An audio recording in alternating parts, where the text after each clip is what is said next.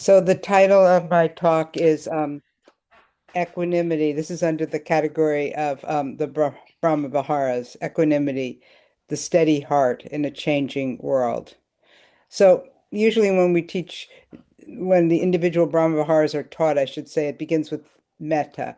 But today I'm going to change it out and begin with equanimity, which the Pali word for that is upekkha. So equanimity is the mental, emotional, dispositional capacity to stay relatively calm, balanced, and steady in the midst of life's constant changes, particularly when under stress, provocation, or experiencing difficult conditions.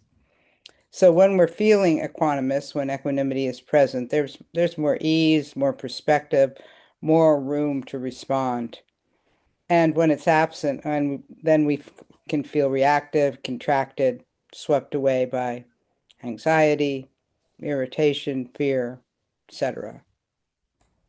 So in traditional teachings, equanimity is sometimes portrayed as a refined and stable a state that's unshaken by pleasure or pain, gain or loss, praise or blame.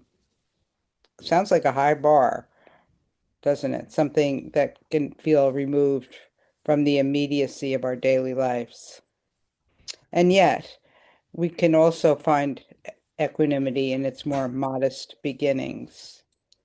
Maybe we pause a bit before reacting or stay with something uncomfortable a little bit more without immediately pushing it away.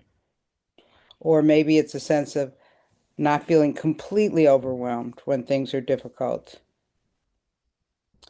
So, as you might have guessed, in reflective meditation, we're especially interested in how equanimity functions in lived experience. It doesn't look the same under different conditions for different people.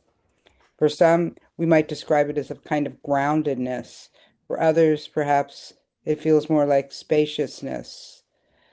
But sometimes what appears as equanimity could be something else, a kind of detachment, withdrawal, maybe emotional numbing.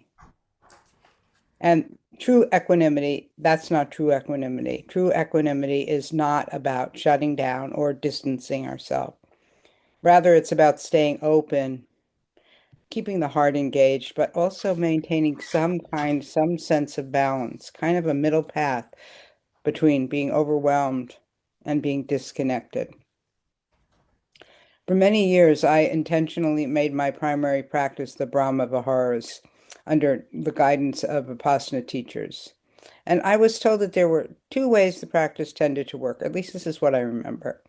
First, the repetition of the phrases functions as a concentration practice, and concentration practice can steady and unify the mind.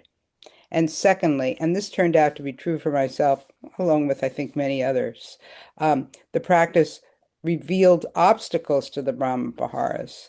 So rather than feeling loving kindness or compassion or appreciative joy or equanimity, we often discovered fears, tensions, judgments, anxieties, resistance that blocked them. It was really liberating for me to understand this was not a problem or a failure, that was the practice itself, learning how to meet these obstacles. And so unintentionally, this is exactly what happened to me yesterday evening. It's become my routine to get most of my Dharma talk prepared the night before I teach. In the early days of the daily online meditation group, either Linda or I gave most of the talks, and I would often write them the morning of.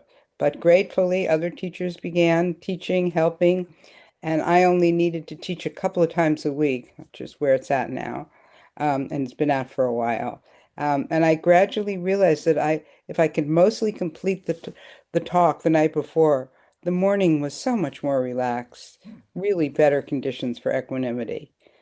But last night I forgot that I was teaching today. Now, I'd written part of the talk earlier in the week, but it certainly wasn't complete. And literally, as I was heading to bed, I went, Yikes, I have to teach tomorrow morning. And immediately felt shaken, not equanimous. Not only because the talk was unfinished, but that thing about having completely forgotten about it. And then at the same note, almost the same point, I noticed my alarm clock battery is running low, and I prefer um, and to have this alarm clock and to wake up. Oh yeah, I'll just wake up a little earlier. Ah, but my alarm clock is not working quite right, and I don't have backup batteries. I checked, the package was empty, and my computer was almost out of power. My anxiety increased. Um, so there it was. Obstacles to equanimity in real time. The anxiety, but then there was also some self-judgment, urgency. I felt uptight in my body, mind. But then soon thereafter, I could see something else that yes, I really got much more the value of creating conditions that support equanimity when I'm giving a talk. And um and the reason I had shifted to preparing talks the night before, and I think I set a clear intention to I don't think I'll be forgetting that anytime soon anyway. But then also gradually a bit more compassion for myself emerged. I'd been juggling a lot yesterday, and anyway, wasn't it inevitable that something will fall through the cracks sometimes? Then another thought appeared that really helped. Now I had a very good example to teach from. I had what I had in the earlier version of this talk was more theoretical. I didn't have an example. There it was. So I set up my phone as a backup alarm. I don't really like to have my phone in my bedroom, but we have to be flexible at times. And I set it a little earlier than I usually do, and I settled into bed. And there it was. Not equanimity as some ideal, but equanimity as a practice. And often, this is how it works. We discover equanimity precisely through losing it, through noticing that it doesn't feel good, this tightening in the body, racing thoughts, this urge to control or fix things immediately. Then, hopefully, little by little, awareness enters the experience. We recognize what's happening.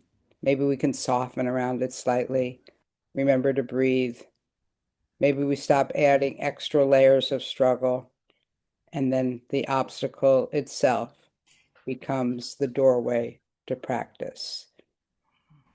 So, a realistic aspiration for equanimity, I don't think it's unshakable calm. I don't think that's possible, but really something much more human.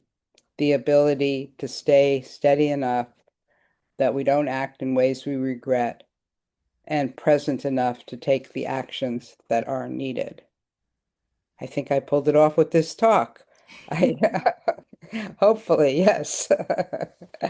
Um, so we're going to meditate now. That's the end of the talk, and we're going to meditate now. Welcome to anyone who's new. It's